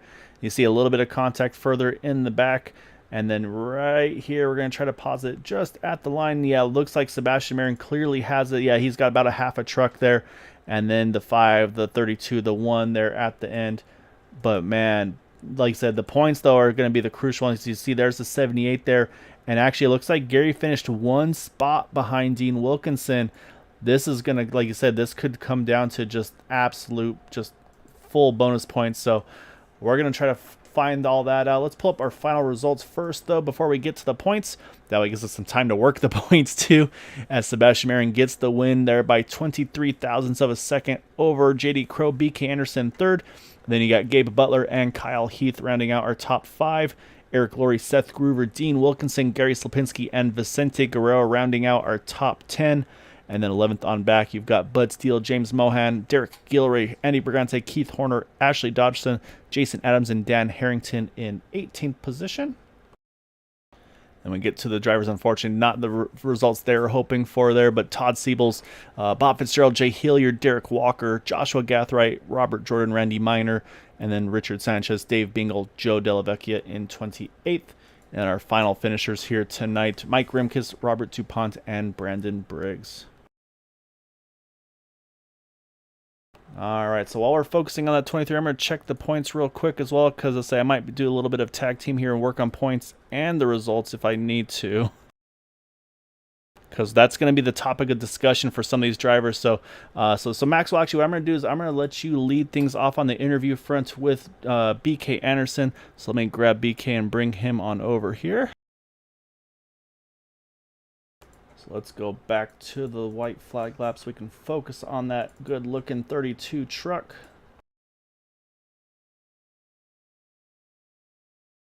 All right, let's pull in our third-place finisher there of BK Anderson. Started in 13th, Maxwell finishes in 10th. And, man, you're right on the outside looking in the playoffs here, BK. I'm guessing you're going to be refreshing that points page here pretty frequently here on this one. I might be taking a peek here or there. It's going to be tight, but... Man, what a wild race. That was an interesting one. Absolutely. BK, go ahead and tell us about your race. Tell us how in the world you got yourself up here to this third place finish, because, man, it was crazy all race long, right? We started out simple and smooth, and then, we got crazy there after the first caution and just mixing it up front. Go ahead. Coupling down into single file, and we were getting ready for pits, but it felt like 10 laps just felt like 10 years there for a little bit, and then I don't even know how I just sort of like whiffed my way through that wreck, but a little bit of luck, pushed hard, got a lot of help from teammates tonight, working with Bud, Vicente, Keith, Jason Adams. We had a pretty good showing. It was a good night for all of us, really. And speaking of teammates, BK, go ahead and tell us about that last restart there. You were right there on the bumper of the 14. I was calling all race long how you and him both have had raw speed all season long and just waiting for you guys to show it at the end. But it looks like y'all kind of got mixed up there, or maybe got loose on somebody's bumper there, and kind of you and the 14 both got squirrely and kind of lost it closer to the end there. Can you tell us kind of what happened in that? Yeah, I guess I was pushed into his bumper a little bit more than we thought, because at that point I think I was going to take the first lane and he was going to maybe go up into the second, and when we went to move it, they were still touching. So sorry, Vicente, for the bumper hook. I feel bad, but good save, man. That's a heck of a good save, because that could have been a lot uglier than what it was. Well, man, y'all had a great showing tonight, BK. Gael, I'm going to give you the chance if you've got any questions here. I know you're trying to pull points as quick as you can, but if you got a question for him, you can ask real quick, and if not, we'll go ahead and let him give thanks and shout-outs there, Gael. Yeah, so I think the main one is just going to be the strategy on fuel mileage, the pit stops. I mean, to me, the real kind of question mark was that final pit stop of how early or late did you want to make the pit stop? Did you have an official game plan of like, okay, we're going to pit at this lap because we know we have enough to the end, plus maybe some spare for green, white, checkered? Or was it kind of, let's see who goes in and then we react to that? Or did you want to be the ones kind of to initiate the strategy there? Plan A, I think, was to get enough fuel for green, white, checkers, but plan B is, pit after we see activity. So I think it kind of worked out how our plan A was as it is. So in the end, I mean, we turned a lot of really good hard green flag laps tonight. It was a good one. All right, so I'm going to pull up one last time. So I'm just finishing up the points here on my side. So I'm kind of doing a little bit of double duty here, but I want to try to say, because I know you were right. Like I said, you were right on the edge here, so I want to make sure I have this all correct so we can let you know where you stand here. Because it's always a kind of a tricky one with the drop weeks and such. Sitting on the hot seat, making me nervous now. As I say, no pressure or anything, right? All right, let's see what we got here.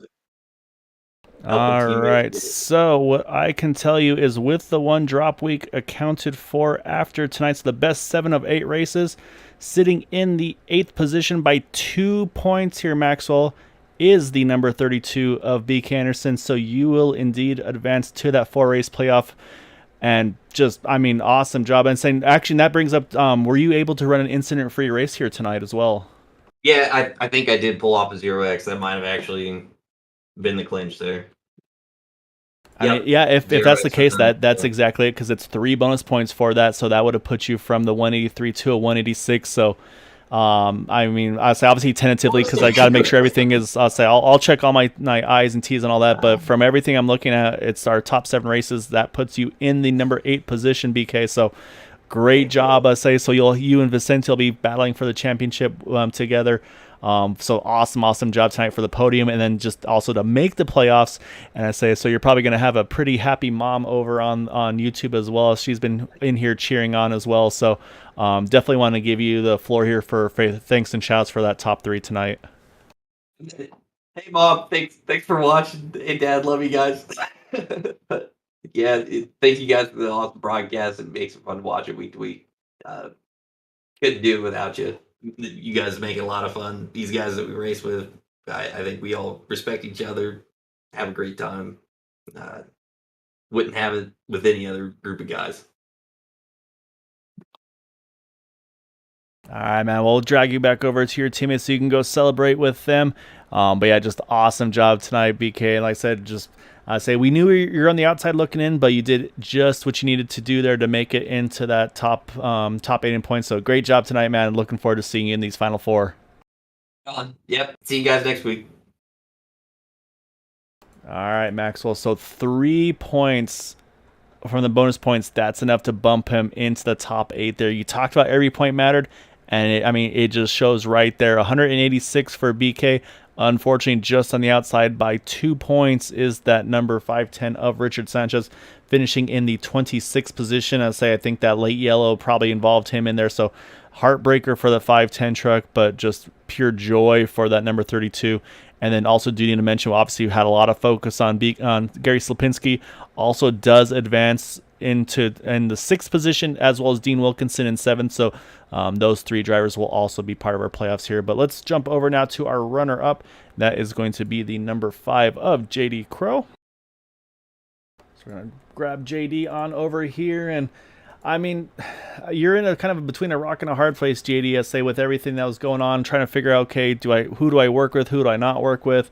Can I get my teammates into it? But then you have a chance to win the race. I mean, how do you balance all that? Because I mean, you were looking good coming into tonight. Of course, you were able to make it, finishing 2nd in their overall points in the regular season before going into the Final 4 here next week. I mean, just take us through the strategies, the thought processes, and then, of course, that last dash to the checkered. Yeah, Gail, we definitely worked the team game tonight from the start. You know, when Gary got the pole, our first objective was to get him a lap lead, which we accomplished. And then the second goal was to get him the most or get Eric the most, one of those two. And we were able to get both of them a lap lead right off the bat because they were both kind of, I think they were 7th and 8th coming into the night. And then we just continued to work, get everybody the best finish we could. I think we were able to get Gary most laps led, throughout the night. And then there at the very end, Gary had a mishap on pit lane. I think he had his tires clicked and ended up taking tires, which got him out way back of the pack. And, but he kept her clean, salvaged his incident free bonus. And heck, he ended up finishing in the top 10 for all was said and done. So we had a great night. We accomplished pretty much everything we wanted to. JD, y'all had such a great night tonight, working as a team. Saw it multiple times from the start of the race all the way to the end. But notice some of you guys were on different strategies. Gary was up there trying to lead as much laps as he could.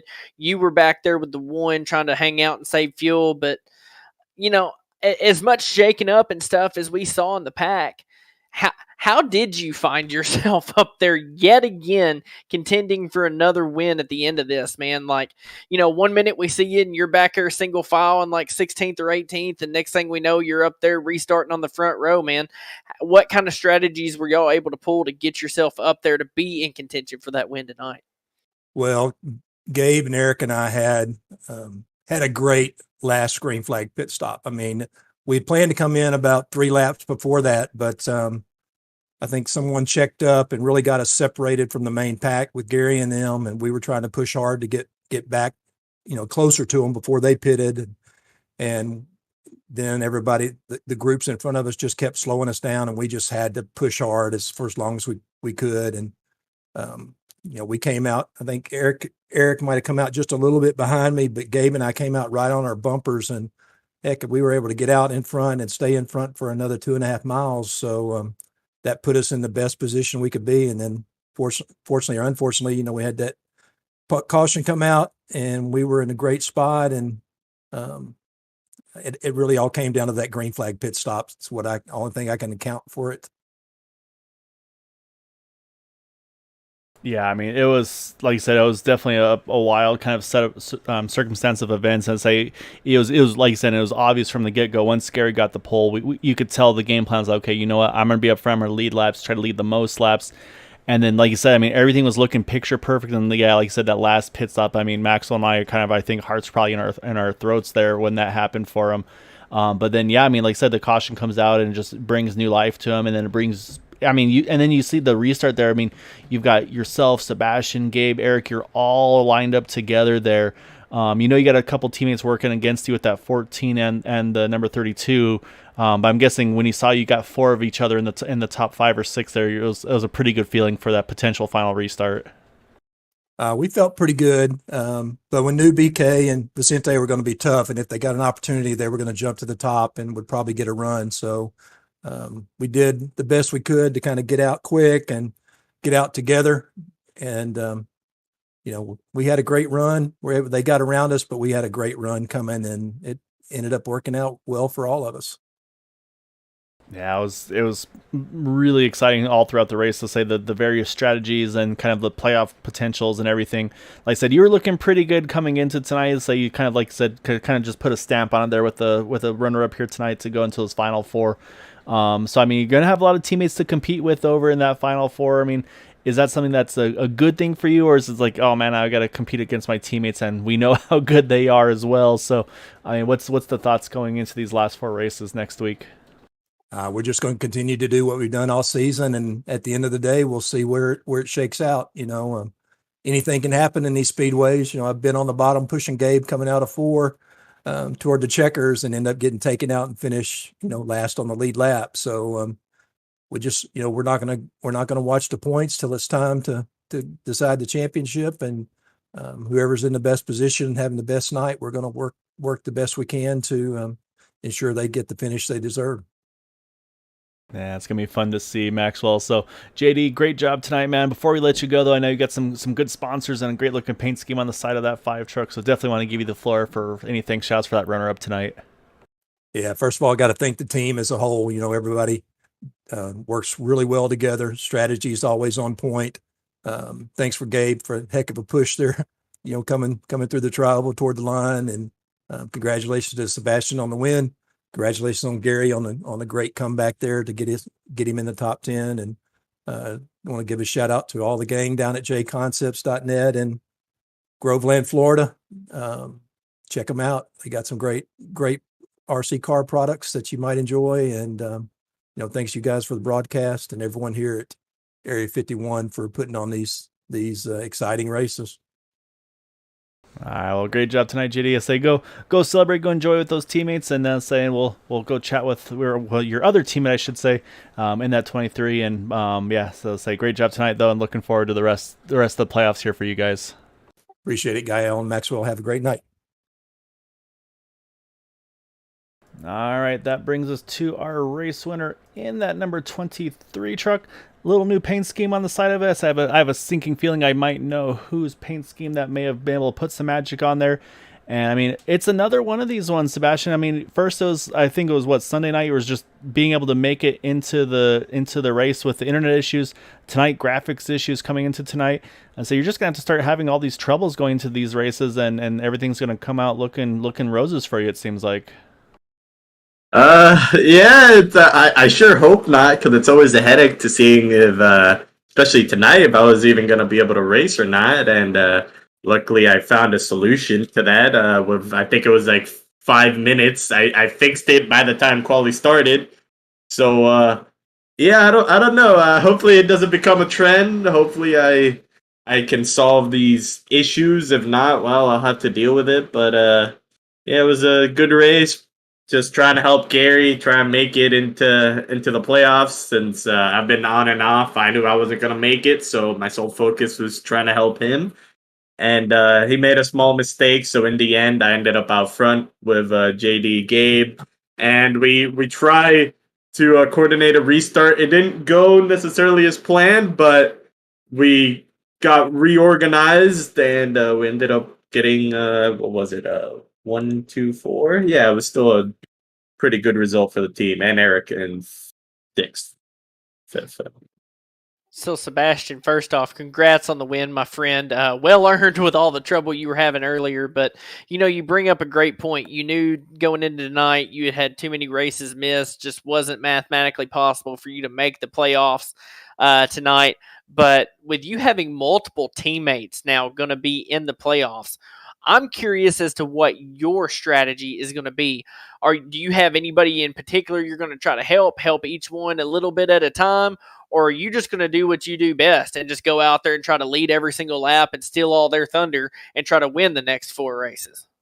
I think it's going to come down to just the situation, right? Because, of course, I want to help my teammates, but if they end up getting screwed, involved in a wreck, penalties, and I end up in the front, to be fair, I don't think I'm going to go from the lead all the way to the back to try and help them. I know they're good enough to get up here, so when they get up here, I'll help them out. But if they don't have issues and we can stay together, yeah, I'll definitely help them out.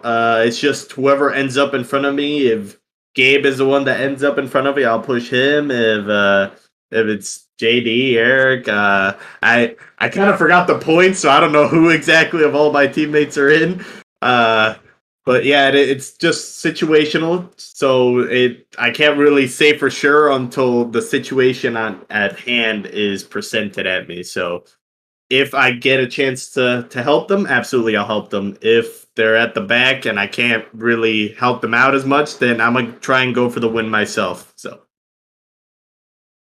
So I mean, like I said, I mean, it's definitely going to be a kind of a race by race basis, and of course, situation all the way through. But I say we'll bring that up here while we have you as well for the top 8 in the points. So basically, the regular season champion by a large margin, Gabe Butler, 65-point lead after the 8 races going to those final 4, and then JD Crow, Vicente Guerrero, and Todd Siebels are top 4.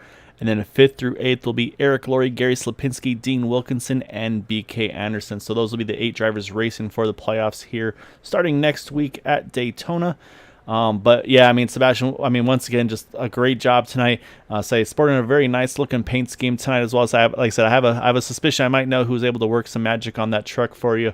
But definitely want to give you the floor to be able to do your thanks and shouts for the win. And everybody that's able to help you get to this point. Yeah, a quick note on the paint. The paint made it somebody else, but it's basically a Jimmy Johnson Foundation car that he ran an Auto Club in 2009, I believe. But since Peter, as you know, he makes paint schemes, but he has a foundation, so I asked him if he can put his foundation on the side. If I could spread awareness for him, it'd be excellent. Obviously free of charge. We're good buddies. So yeah, that's the story on that. But yeah, I'll give a shout out to my teammates, of course, Gabe, JD, Eric, Gary, for being such great teammates. I'll try and help them out for the playoffs. I'll thank you guys for putting on this broadcast. And Steve sends his regards and hellos to you, Gail. He was in the chat if you were looking, but he told me to say hi to you. So. I appreciate that. Yeah, I wasn't able to peek too much, but good to hear from Steve. Hope he's doing well. Also, I say keep trying to bribe him, try to get it back on track. Definitely would be fun to see him going again. Oh yeah, he wants to come back. He's already told me. He already said when he comes back. I just don't know when it's gonna be. So hopefully it's not too far from now. But he'll come back eventually. All right, we'll keep the pressure on him. But yeah, awesome job though tonight, Sebastian. Like I said, just like I said, the selflessness, working with teammates, trying to help them out, make the playoffs, and like I said, the kind of opportunity fell into your lap, and so you're able to make the most of it. Get in the win here tonight. So enjoy this one. We'll let you go celebrate with your team, and then looking forward to seeing what you got for these guys the rest of the season. Thank you, man. Thank you. Appreciate it. All right, Maxwell, that is our race winner in that number 23 truck of Sebastian Marin. And man, I mean, again, that late caution, I mean, that just completely breathed life into some of those guys that were on the outside looking in. And yeah, definitely, I think made a big outcome in how the playoffs shaped. And say, unfortunately, I think the one that kind of got the short end of the stick, though, you got to feel for is that 510 of Richard Sanchez. Wound up finishing in 26th tonight. So involved in one of those late incidents, obviously, and dropped him out of the points. But again, I mean, that's the thing is it just takes one bad race potentially for it to happen. That's all it is. And, we don't decide these things until the checkered flag falls, right? So the 78 looked to be out of it. No hope. 6+ seconds back, losing time to the leaders each and every lap. Caution comes out. Man, changes everything, Gael. So what a race. Is it selfish of me to say I wished every race we did was like this, where it was cut off and tight, because I think it made these guys race a whole lot harder. And, I said to a couple of the drivers, man, y'all need to put on a good show tonight since it's the cutoff race. And, I think some guys listened to me because they did not disappoint. We saw everything in this race, right? We saw great pit strategies. We saw pit road mistakes. We saw great green flag racing. We saw some massive wrecks. I saw a truck do more barrel rolls than I've ever seen in my entire life, Gael. That could set a truck record. I don't know. But that was crazy. I mean, we saw it all, right? And not only that, but we saw a great finish and just a regular, not really a green-white checkered, but a 2-lap shootout there to the end. Gael, it was such a fun race, such a fun time. And if this is a precursor to anything, then these